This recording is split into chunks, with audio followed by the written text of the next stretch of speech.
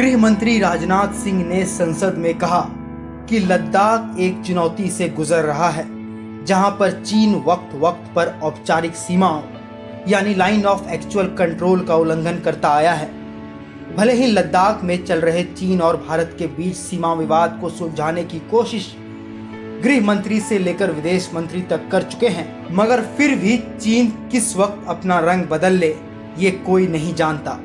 चीन को लेकर अखबार इंडियन एक्सप्रेस में लिखे एक लेख के जरिए नौसेना के पूर्व रियर एडमिरल राजा मेनन ने एक बात लिखी जो वाकई भारत के लिए चेतावनी से कम नहीं है।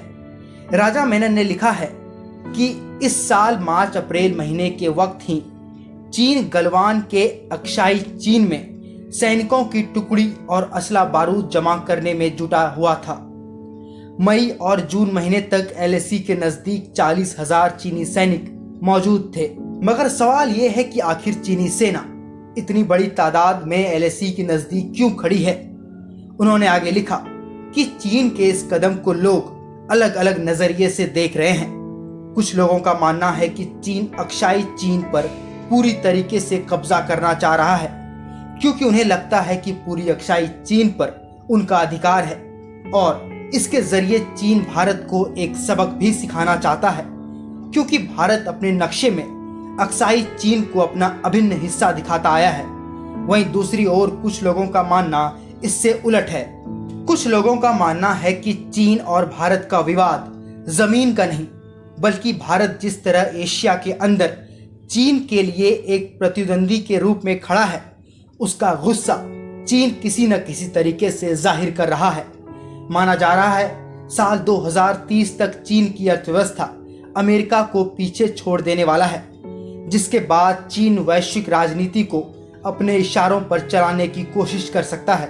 लेकिन जिस तरह भारत दक्षिण एशिया में चीन के सामने डट कर खड़ा है, वो चीन के लिए चिंता का सबब बना हुआ है। भारत पहले ही चीन के बेल्ट एंड रोड इनिशिएटिव से जुड़ने पर ऐतराज जाहिर कर चुका है और साउथ ईस्ट एशिया और अफ्रीका में भारत अपने रिश्तों को नए आयाम तक ले जा रहा है। भारत जिस तरह चीन के द्वारा हांगकांग, ताइवान और सिंजियांग में किए जा रहे बर्बरता और अपराध के खिलाफ खड़ा है, उसने चीन को काफी नाराज किया है। वहीं दूसरी ओर पिछले कुछ सालों से भारत और अमेरिका के रिश्तों में गर्माहट भी काफी बढ़ चुकी है, जो चीन को नापसंद है। अगर साल 2030 तक चीन दुनिया के सामने एक सुपर पावर बनकर उभरता है, तो वह पुराने सभी नियमों को ताक पर रखकर अपने नए नियमों से दुनिया को चलाने वाला है, जहां लोकतंत्र और लोगों का अधिकार जैसे शब्दों के मायने नहीं होंगे। इस वक्त जरूरी है कि भारत एक नए नेशनल स्ट्रेटेजी के साथ सामने आए। आज के वक्त चीन भारत के साथ लड़ाई नहीं चाहता है, लेकिन उनकी ख्वाहिश है कि भारत चीन को अपने से बेहतर माने।